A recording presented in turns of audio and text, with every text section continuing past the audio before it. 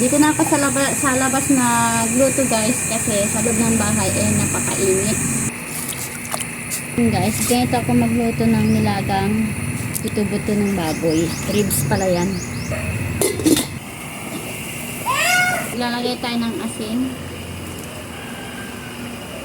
Maglagay din tayo nitong pork cubes. At lagay na natin itong saging, saba. Yan. Para manamis-namis yung sabaw. Maglagay na rin tayo ng paminta. Ganito po ako magluto ng nilaga guys. Tapos maglagay din tayo nitong magic sarap.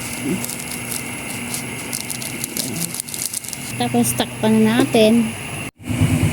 Buksan na natin. Lagay na natin tong dahon.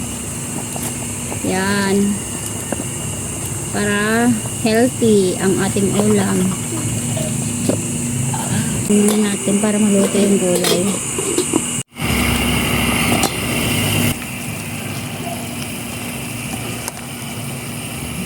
Sarap ng ating ulam. Yan. Kain na. Dararanda.